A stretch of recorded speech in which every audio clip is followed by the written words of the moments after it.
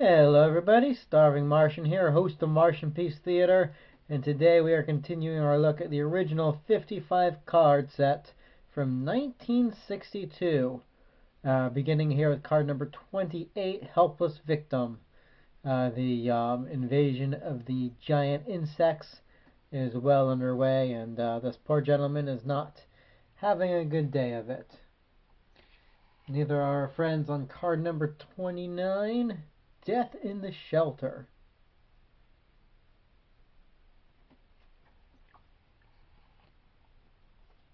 Card 30 is Trapped. Classic giant spider imagery. Who doesn't love a good giant spider? I'm sure she doesn't right about now. And then the monster reaches in on card 31. That is one freaky googly-eyed centipede guy. Card 32 gives us Robot Terror. And you have to love these Martian robots. Classic. They've actually done a good job through the years keeping the same 50s style, 60s style Martian death machine going. It's always good to see new versions of this thing being rolled out. No pun intended. Card 33, Removing the Victims. And one thing I appreciate about this set, I personally I feel that they put too many of these giant insect cards in here, but they made sure to not just do a whole chunk of giant insects without tossing in a few good shots of the Martians throughout.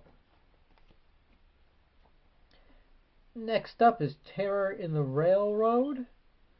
And I just finished rewatching the 1933 King Kong. This reminds me of that scene towards the end where Kong destroys, a train. The Flamethrowers on card 35. Those are some wicked, nasty looking bugs.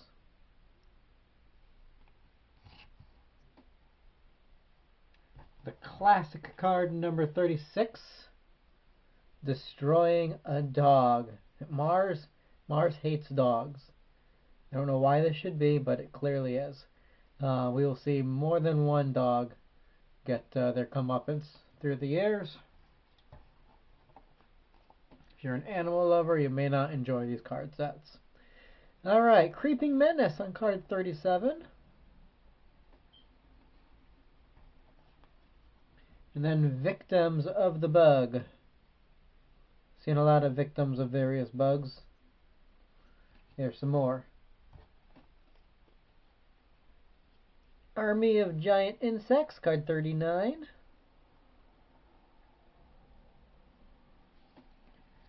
And High Voltage Execution, rather, not Electrocution.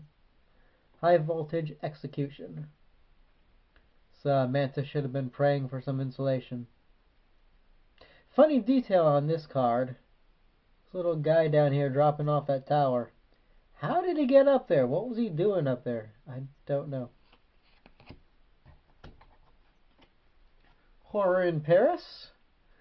One of the few cards that's not in the lengthwise or widescreen aspect.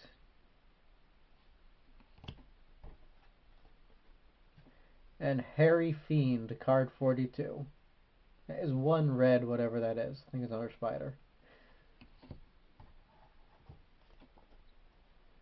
Blasting the Bug, because, heck with bugs.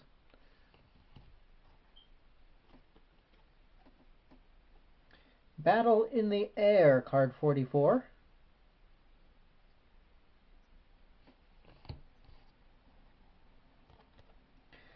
Fighting giant insects. Yeah, seems like we've been doing a lot of that at least recently. I do like the fly's melting eyeball there. Alright, now we take a sudden shift. From fighting insects, we're going to take the battle to Mars. With card number 46, Blast Off for Mars. I haven't been going too deep into the story. This first card set, I love the card set. I like the writing on the back of these cards. I'm not putting down Len Brown, the writer, at all. Excellent writer. Do enjoy his work. But the story for the cards isn't that deep. Martians attack. They unleash bugs. They kill people. Yada yada. But the first card does state that their motivation is Mars is going to explode. Mars is going to blow up in a few weeks. And so they need a place to stay, and they need it stat. So it's important to remember when we get to the end. Obviously, I don't think the Earthlings know this, but they're blasting off from Mars, unaware that Mars is going to explode anyway, even without their intervention. But it's never really addressed, rather, in the story in the cards. Card 47, Earth bombs Mars. And frankly, I don't know what this accomplishes. The Martians are still on Earth. As we're going to see in a couple cards, there are Martians on Mars who are going to get killed. But there's still Martians on Earth, and now they just have nowhere to go back to. They have nothing to lose except, they just have to dig in, and I don't understand the ending of this card set, how it supposedly helps Earth's cause. But here's Earthlings land on Mars. I don't know what this guy here is doing. He's very flexible.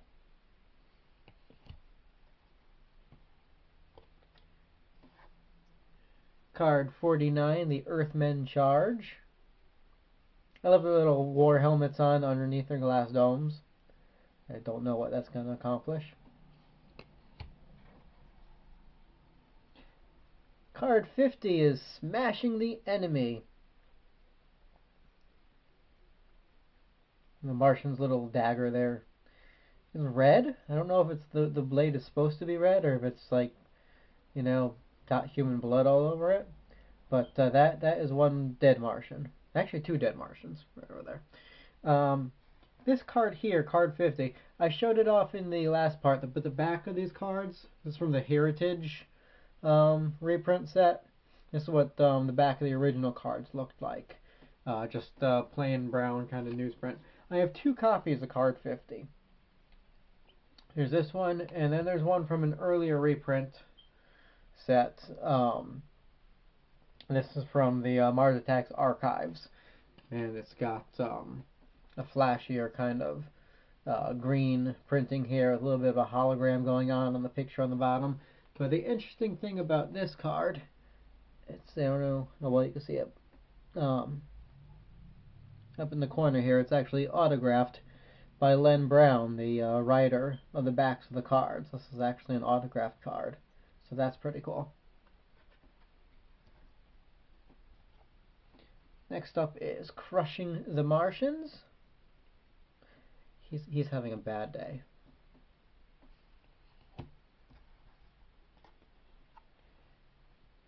Card 52, Giant Robot. I don't know why Earth is so powerful on Mars when we were getting creamed on our own planet, but whatever.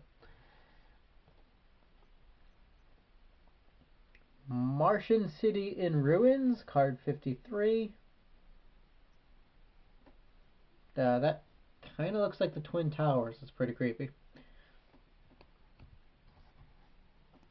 And we end the card set with card 54, Mars Explodes. Yay?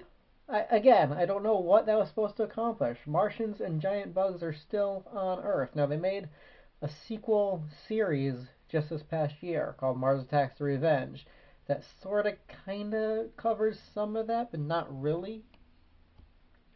Of course, it's not the last card. The last card in this set is the checklist with Mars Attacks, a short synopsis of the story.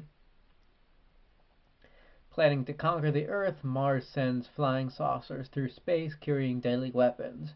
Burning the cities, the Martians destroy much of Earth's population. The enemy that then enlarges insects to over 500 times their normal size and releases them on the helpless planet. People go into hiding, knowing that death is the consequence if they're discovered by the creatures. Despite its losses, Earth launches a counterattack that shatters the Martians on their home planet of Mars.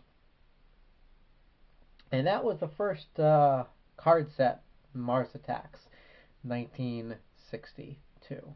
The card set was not widely available for very long. A lot of angry parent groups, we don't want our kids looking at all this blood and gore and, ladies getting kidnapped by Martians for who knows what purposes. And so the card set was quickly taken off the shelves and became something of a collector's item.